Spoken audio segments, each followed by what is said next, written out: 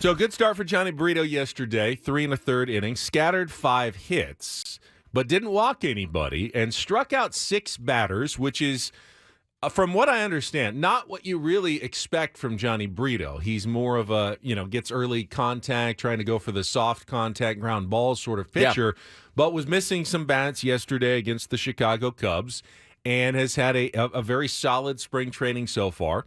Matt Waldron came in, gave up his first run of the spring, but ended up 4 innings, 1 run, 6 strikeouts, and he's been outstanding. His ERA is 1, which I believe is 1 run in 9 innings so far in the Cactus League. And both of those guys, in fact, I think there's kind of a sense at Padres spring training that Matt Waldron has pitched his way into being one of the favorites to have one of the last 2 spots in the starting rotation based on what everybody has seen so far this spring training. Do you get that sense as well? Yeah, I do. And I think, talk about earning something. There was competition for those spots. And yeah, you went 4 innings, 3 hits, 1 earned run, no walks, 6 Ks. The command has been really, really sharp. Now, so he's got options, Ben, which makes it a little bit tough.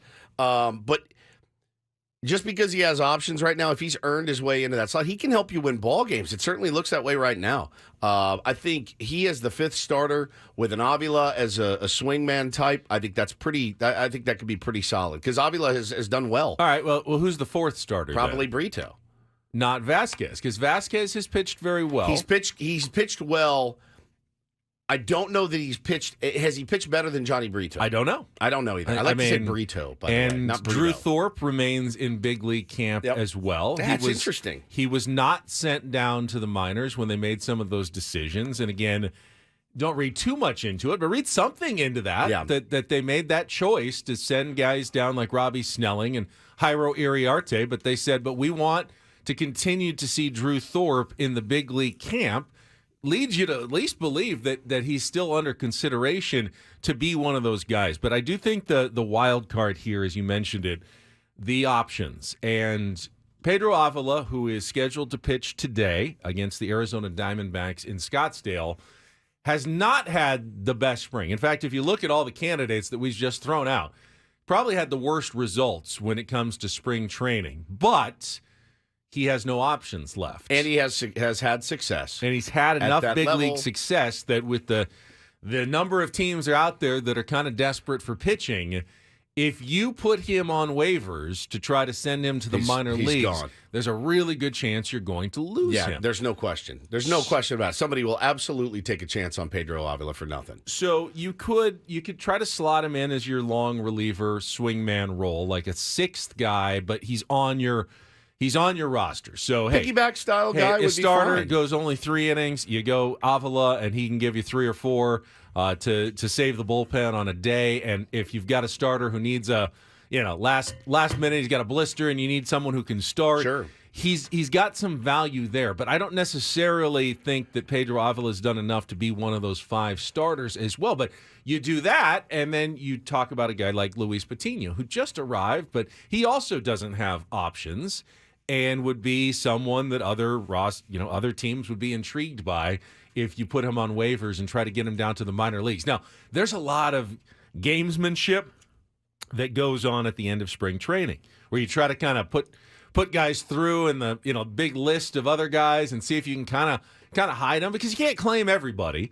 There's a bunch of guys who will go on waivers at the same time right before the season, and every team's going to be right up against their 40-man rosters, their 26-man rosters. Sometimes you can get away with getting a guy down to the minor leagues without losing him, but it is definitely a risk when it comes to a guy like Pedro Avila and probably a guy like Luis Patino. Yeah, that's one risk. The other risk that you run with a guy like Matt Waldron that is absolutely came in and done everything you've asked him to do. Hey, bud, sorry, man, you're going to start the season down at AAA. Just an absolute confidence shatterer. Hey, no, we're going to need you. We're doing this because you have options. But he's been outstanding this spring training. Outstanding. So do you want to send a guy like that down? There's a lot of guys making life hard on Mike Schilt and A.J. Preller, and I think that's ultimately always a great thing. Yeah, you want that. You want that every time. You want that. Stephen Kolek is another one. He was a Rule 5 pick. That's another tricky situation. He's been fantastic as well.